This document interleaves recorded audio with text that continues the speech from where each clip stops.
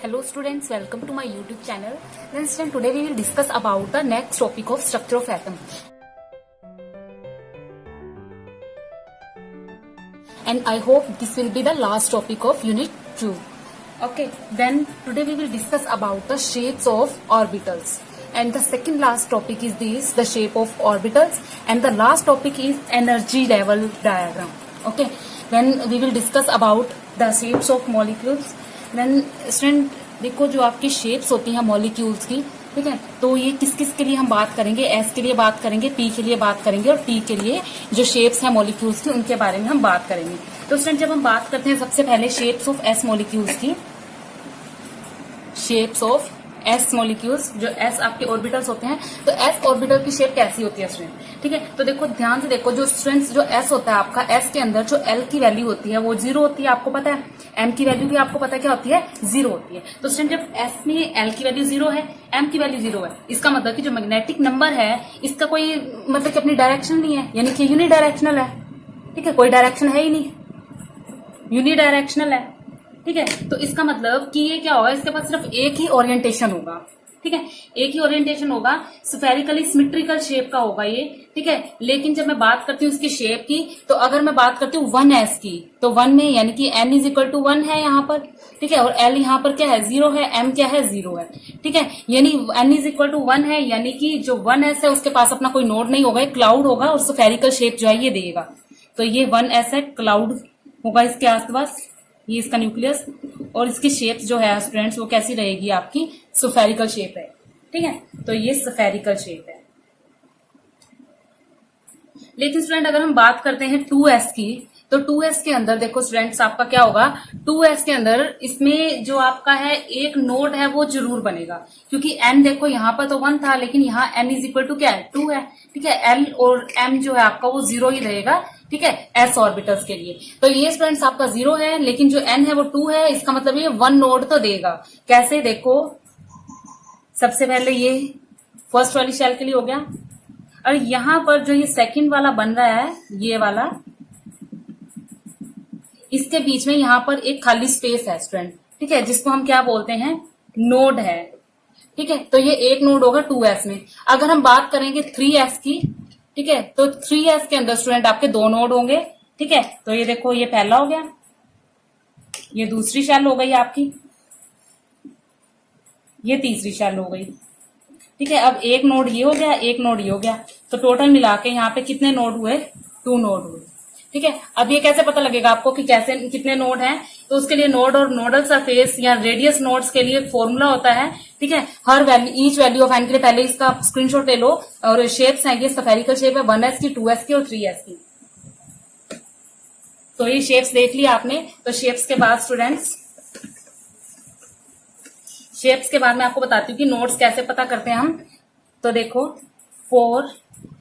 For each value of N, N की हर value के लिए हम नोडल कैसे पता लगाते हैं, it can be defined as the space around the nucleus, कि न्यूक्लियस के अराउंड स्पेस कितना है, ठीक है, उसके अकॉर्डिंग जो है इसका हम पता करते हैं। Where the probability of finding an electron is 0, जहां पर इलेक्ट्रॉन्स को फाइंड करने की प्रोबेबिलिटी ही नहीं है, ठीक है, उसको नोडल बोलते हैं। उसको कैसे निकालते हैं, जैसे अभी मैंने ये 2s के लिए बनाया था स्टूडेंट्स, ये देखो ये 2s के लिए था,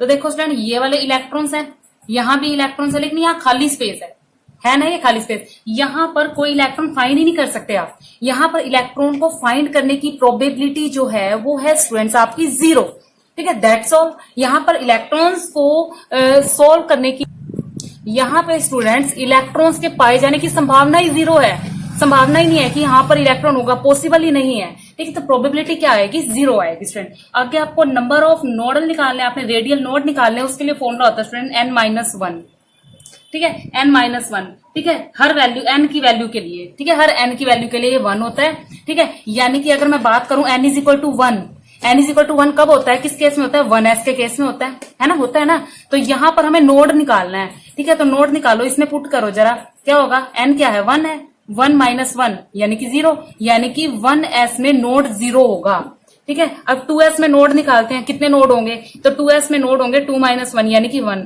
और ये मैं ऑलरेडी आपको बता चुकी हूँ, ये रहा 2s। ठीक है, तो आप इस फॉर्मूले से नोड निकाल सकते हो अगर आपके पास n की वैल्यू गिवन है। अगर आपको l की वैल्यू से निकालना है, ठीक है, l की वैल्यू से नोड निकालना है, तो आप क्या करेंगे student, total number of radial nodes जो इससे निकलेगा वो उसका फॉर्मूला लिख लो, n - l - 1। तो ये इसका फॉर्मूला है, इसकी सहायता से आप निकाल सकते हो। जैसे मान लो 2s का निकालना है आपको, ठीक है, तो 2s में देखो l इज इक्वल टू क्या है, 0 है, ठीक है, और जो आपका n इज इक्वल टू क्या है, 2 है, ठीक है। तो नोड निकालो जरा, क्या निकलेगा, n क्या है, 2 - 0 - 1 दैट इज 1। ठीक है, अगर आपके पास l की वैल्यू गिवन है तो आप ये फॉर्मूला लगा के नोड निकाल सकते हो। अगर आपके पास n की वैल्यू गिवन है तो आप ये फॉर्मूला लगा के इसमें नोड निकाल सकते हो। तो स्टूडेंट ये पूरी बात हुई s ब्लॉक की, ठीक है, s ऑर्बिटल्स की बात हुई। अब हम बात करते हैं p ऑर्बिटल्स के बारे में। अब देखो स्टूडेंट्स, जो p ब्लॉक है आपका, जो p ऑर्बिटल है, सबको पता है उसके अंदर जो हम p ब्लॉक की बात करते हैं या p ऑर्बिटल्स की बात करते हैं, तो उसके अंदर जो l होता है वो 1 होता है। ठीक है, p में जो आपका l होता है वो 1 होता है, ये आप सबको पता है। ठीक है, तो p में अगर आपकी l की वैल्यू 1 हुई, दैट्स ऑल कि m की वैल्यू क्या होगी, -1 से लेके +1 तक। Okay, and it indicates all values and all shapes of p orbital like this px, py and pz।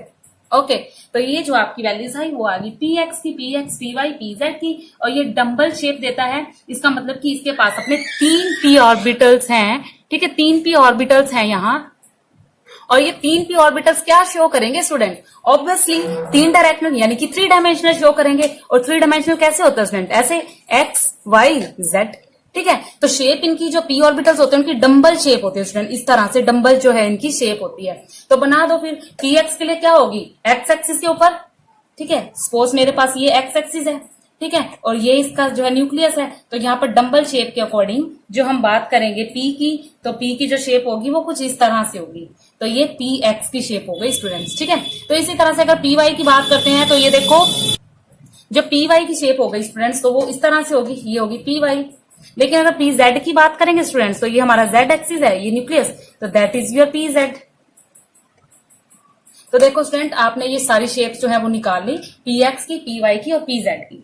ठीक है, अब देखो जो शेप होती है, ये तो यार इसका न्यूक्लियस होता है यहाँ पर। ठीक है, ये आपकी x एक्सिस के ऊपर है, that is px, y axis के ऊपर है, that is py, z axis के ऊपर है, तो क्या है ये z एक्सिस। अब जो नोडल फेस है या planar node of angular mode का है, उसके बारे में अगर बात करेंगे तो एक प्लेन में से जो न्यूक्लियस है उसमें से जो प्लेन के ऊपर से लोब्स तो पास करते हैं p ऑर्बिटल के, वो इसके शेप्स को देते हैं। ठीक है, तो ये प्लेन है आपका, इसके ऊपर से जो ये नोडल जो आपका बन रहा है x एक्सिस पे बन रहा है, तो ये x दे रहा है शेप px। ठीक है, y से बन रहा है तो py। लेकिन जो p ऑर्बिटल है, अगर हम बात करते हैं कि 2 लोब्स की, न्यूक्लियस के ये जो 2 लोब्स हैं, तो यहां पर देखो, यहां पर इलेक्ट्रॉन फाइंड कर सकते हैं, यहां कर सकते हैं, लेकिन यहां पर देखो, यहां पर इलेक्ट्रॉन्स को फाइंड करने की प्रोबेबिलिटी क्या है, 0। प्रोबेबिलिटी ऑफ फाइंडिंग इलेक्ट्रॉन, ठीक है, इन नोड यानी कि ये न्यूक्लियस पे जो प्रोबेबिलिटी है फाइंड करने की प्रोबेबिलिटी क्या है यहाँ पर, 0। ठीक है, तो यहाँ पे हम इसकी प्रोबेबिलिटी फाइंड आउट नहीं कर सकते। तो नंबर ऑफ स्फेरिकल या रेडियल नोड्स किसी इसके लिए जब हम निकालेंगे तो आप पिछले वाला फॉर्मूला लगाना जरा, n - l - 1। ठीक है, तो इससे आप अपने जो है नोडल्स जो है निकाल सकते हो, number of planar of node किसी भी ऑर्बिटल के लिए। ठीक है, जैसे एंगुलर नोड निकालेंगे तो 2p में अगर बात करते हैं तो 1 आएगा। ठीक है, तो आप निकाल के भी देख सकते हो। ठीक है, 2p, तो आप इसके अंदर, आपको पता है l की वैल्यू क्या है, n की वैल्यू क्या है, तो आप अपने आप इसमें से निकाल के देखना, और आपको जो है प्लेन्स जो है कितने मालूम पड़ेंगे वो आप मुझे कमेंट बॉक्स में जरूर लिखना। ठीक है, तो नेक्स्ट हम पढ़ते हैं शेप्स ऑफ d ऑर्बिटल्स। तो पढ़ते हैं student shapes of d orbital. तो d ऑर्बिटल में, तो स्टूडेंट d ऑर्बिटल्स जो है आपका, d ऑर्बिटल में क्या होगा आपका, जो l होगा, l दैट इज 2। ठीक है, l क्या होगा, 2 होगा। ऑब्वियसली बात है कि m की वैल्यू क्या होगी, -2 से लेके +2 तक वेरी करेगी, -2 -1 0 +1 +2 यानी 5 वैल्यू, यानी कि 5 डायरेक्शनल दे सकता है हमें। ठीक है, अब ये 5 डायरेक्शनल कैसे होंगी वो जरा बड़े ध्यान से नोट करना। ठीक है, तो इसके अंदर जो 5 d ऑर्बिटल्स हैं ये किस तरह से डिजाइन करेंगे। ठीक है, कुछ ग्राउंड स्टेट पे होंगे और कुछ एक्साइटेड स्टेट पे होंगे, तो ये इस तरह से वैल्यू देंगे स्टूडेंट, dxy, dyz, dzx, ठीक है, dzx and dy X square minus Y square और डी जेड स्क्वायर। तो ये 5 हमारे जो है इस तरह से हैं, ठीक है। इस तरह से जो इनकी वैल्यूज हैं हम वो ले सकते हैं। तो अब इनके स्टूडेंट्स इसके अकॉर्डिंग अगर हम बात करते हैं इनकी शेप्स की, तो कुछ इस तरह से होंगी। देखो जो डी एक्स वाई होगा, एक्स वाई यानी कि जो ये आपका एक्स और वाई प्लेन होगा उसके बीच में लाइज करेगा। ये एक्स है और वाई है, ठीक है। एक्स और वाई दोनों के बीच में है, तो ये एक्स और वाई दोनों के बीच में जो है शो करेगा। एक लोब इसका पॉजिटिव वाले में होगा, एक नेगेटिव वाले में होगा, यहाँ पर नेगेटिव वाले में और यहाँ पर पॉजिटिव वाले में, ठीक है। तो दो नोड्स यहाँ पर पॉजिटिव वाले हो गए हमारे और यहाँ पर नेगेटिव वाले जो है ये लोब्स हो गए, ठीक है। तो यहाँ पर ये डी एक्स वाई की जो शेप बनकर आती है, हम क्या देखते हैं जो एक्सेप्ट यानी कि डी जेड स्क्वायर को छोड़ के जितने भी डी ऑर्बिटल है ना उनके 4 लोब्स बनेंगे यहाँ पर, ठीक है। 4 लोब्स कहेंगे। देखो ये भी 4 लोब्स पे देगा, 2 पॉजिटिव 2 नेगेटिव, ये भी 2 पॉजिटिव 2 नेगेटिव, ये भी 2 पॉजिटिव 2 नेगेटिव और ये भी 2 पॉजिटिव और 2 नेगेटिव। तो देखो स्टूडेंट जो सारे लोब जो है ये देंगे, लेकिन इसकी बात करेंगे तो सिर्फ 2 ही लोब देगा, ठीक है। अभी स्ट्रक्चर बनाते हैं तो वहां देखना। फिलहाल ये डी एक्स वाई की स्ट्रक्चर होगी स्टूडेंट, डी वाई जेड की स्ट्रक्चर बना दो अब, ठीक है। वाई और जेड, ये एक्स एक्सिस था, ये वाई है, ये जेड है। तो वाई और जेड के बीच में लोब होगा, ठीक है।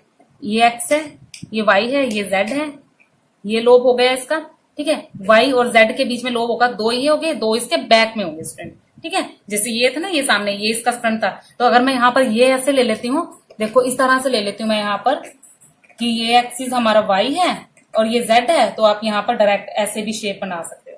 आपकी बुक में भी इस तरह से दे रखी है स्टूडेंट, आप इसको जेड मान लेना, इसको वाई मान लेना, ठीक है। लेकिन अगर आप ऐसे बनाओगे तो यहाँ पर इसका हल्का हल्का सा इस तरह से बनाओगे कि ये इसके बैक में है, पीछे वाली जो साइड पे होंगे, ठीक है। 3 डायमेंशनल के according same as it is आप स्टूडेंट डी जेड एक्स का भी बना सकते हो। जेड इसको ले लेना, एक्स इसको ले लेना, ये हमारा एक्सिस जो है बन जाएंगे। अब बात करते हैं डी एक्स स्क्वायर और वाई स्क्वायर की। ये थोड़ी मेन है स्ट्रक्चर, यहां पर देखेंगे।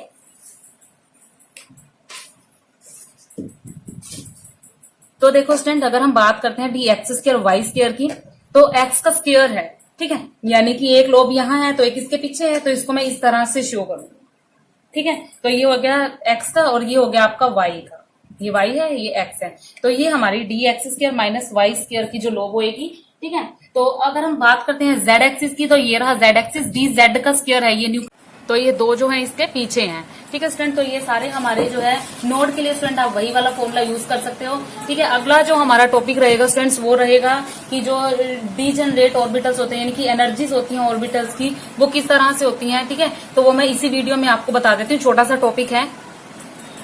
तो बच्चों इसमें कुछ करने का नहीं है, ये बात आप पहले भी मैं आपको बता चुकी हूँ कि अगर हम बात करते हैं 1s ऑर्बिटल की, तो 1s ऑर्बिटल को सबको पता है कि जिसके अंदर एनर्जी होती है, डीजनरेट ऑर्बिटल जो होता है आपका 1s होता है। इसके पास कोई जो इलेक्ट्रॉन्स है आपके, उसकी एनर्जी जो होती है सबसे लोएस्ट होती है, ये बात हम पहले ही ऑलरेडी पढ़ चुके हैं। तो देखो लोएस्ट जो आपकी 1s के अंदर एनर्जी जो लोएस्ट होती है, उसके कारण से ही जो 1s ऑर्बिटल होता है स्टूडेंट्स, ये ग्राउंड स्टेट पे होता है। कौन सी स्टेट पे होता है? ग्राउंड स्टेट पे होता है स्टूडेंट, ठीक है, क्योंकि ये लोएस्ट एनर्जी देता है जो 1s है हमारा।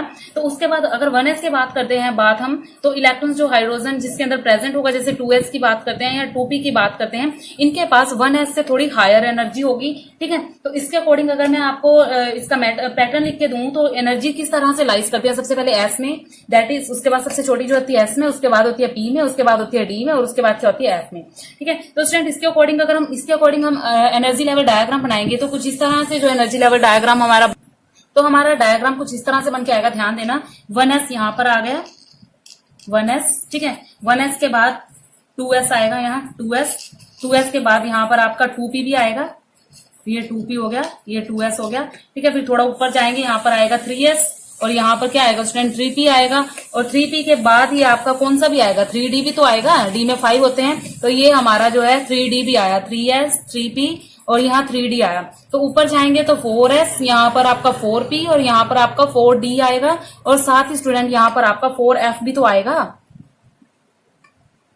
ठीक है। तो यहाँ पर आपका 4f भी आएगा। तो ये तो सिंपल बात कर दी मैंने कि जो हमारा एनर्जी लेवल डायग्राम होगा शेल्स के अकॉर्डिंग, ठीक है, हाइड्रोजन की स्टेप शेल के अकॉर्डिंग जो है हमारा ये बनेगा। लेकिन हमने जब इलेक्ट्रॉनिक कॉन्फ़िगरेशन की थी तो मैंने आपको बताया था कि क्या होता है, 1s के बाद 2s में जाता है, 2p में जाता है, फिर 3s में जाता है, 3p में जाता है, तो उसके बाद 3p में जाता है, तो उसके बाद 3d में नहीं जाता स्टूडेंट, वो 4s में जाता है, ठीक है। तो उसके अकॉर्डिंग हम अपना एनर्जी लेवल डायग्राम बनाएंगे। सिंपल शेल्स के अकॉर्डिंग एनर्जी लेवल डायग्राम है, ठीक है। तो जब मैं बात करूंगी एनर्जी लेवल डायग्राम के लिए, शेल के लिए, सब शेल के लिए, ठीक है, मल्टी इलेक्ट्रॉन के लिए, ये तो सिर्फ हाइड्रोजन के केस में होता है ऐसा, ठीक है। मल्टी इलेक्ट्रॉन के लिए देखो, पहले इसका स्क्रीनशॉट ले लो आप जल्दी से।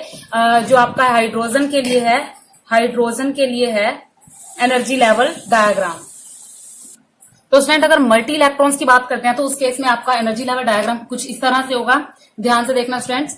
तो देखो एनर्जी लेवल डायग्राम जो होगा आपका कुछ इस तरह से होगा। इस साइड एनर्जी शो होगी आपकी, ठीक है, और इधर हम इलेक्ट्रॉन्स को शो करेंगे। देखो सबसे पहले जो होगा आपका, तो सबसे पहले जो आपका एस वाला ऑर्बिटल होगा वो कुछ इस तरह से, इस तरह की जो शेल होगी आपकी, उसका ये जो नीचे वाला है ये आपका ग्राउंड स्टेट है, और ये ऊपर वाला जो है, ये नीचे वाला स्टूडेंट जो शेल है ये आपका ग्राउंड स्टेट है, ये ऊपर वाला एक्साइटेड स्टेट पे है। तो कुछ ऐसा ही होता है। देखो जब आप मल्टी के लिए बात करते हो तो देखो 2s नीचे रहेगा, यहाँ 2s, ठीक है। तो जो आपका 2p होगा यहाँ ऊपर वाले में आ जाएगा 2p, ठीक है। अब 2p के बाद 3s में जाएगा स्टूडेंट आपका, तो यहाँ पर आपका 3s है। तो यहाँ उसके बाद 3p में जाएगा स्टूडेंट, तो ये आपका 3p है, ठीक है। 3p के बाद आपका 4s में जाएगा, ना कि ये देखो यहाँ पे मैंने आपका ये जो नीचे वाला है ना, तो देखो 3p के बाद स्टूडेंट 4s जो है वो यहाँ पर जाएगा 4s, और 4p कहाँ जाएगा, ऊपर जाएगा, है ना।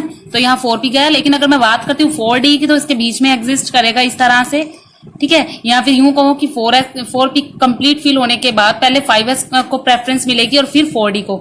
ऐसा क्यों होता है स्टूडेंट, मैं पहले आपको पिछली वीडियो में ऑलरेडी बता चुकी हूँ, ठीक है। n+l जो बोरबरी का रूल था उसके अकॉर्डिंग जो शेल को हमने भरा था, तो स्टूडेंट बोरबरी के अकॉर्डिंग मैंने आपको बताया था कि कौन सी शेल पहले भरी जाएगी। तो ये एनर्जी लेवल डायग्राम आप तभी समझ पाओगे जब आप पिछली वीडियो देखोगे। इसलिए मैंने पहले पिछली वीडियोस में आपको सारे रूल्स बता दिए थे कि किस तरह से इलेक्ट्रॉन्स को फिल करना है, किस तरह से सब शेल फिल होंगी। तो स्टूडेंट पहले आप वो वाली वीडियोस देखना कि शेल्स को कैसे भरते हैं, इन ऑर्बिटल्स को कैसे भरते हैं, उसके बाद ही आप एनर्जी लेवल डायग्राम को समझ पाओगे। और शेप्स में कुछ भी नहीं था, इसलिए मैंने वो टॉपिक लास्ट वीडियो में रखा, इसी वीडियो में आपके साथ, ठीक है। तो स्टूडेंट इसके साथ हमारी ये पूरी की पूरी यूनिट जो है वो फिनिश हो गई। काफी लंबी यूनिट थी ये, लेकिन साथ ही साथ बहुत इंटरेस्टेड यूनिट है ये स्टूडेंट्स। तो आपको इस यूनिट से रिलेटेड कोई भी प्रॉब्लम हो, कुछ भी समझना है हो, तो कमेंट बॉक्स में जरूर लिखिएगा स्टूडेंट्स, या फिर मैंने अपनी जीमेल आईडी जो है आपको डिस्क्रिप्शन बॉक्स में दे दी है। यदि आपको कोई भी प्रॉब्लम होती है तो आप मेरी जीमेल आईडी पे मुझे मेल करके कोई भी नोट्स ले सकते हो, या फिर कुछ भी आप अपना टॉपिक क्लियर करना हो या कोई भी कंफ्यूजन हो तो स्टूडेंट आप मेरे से पूछ सकते हो।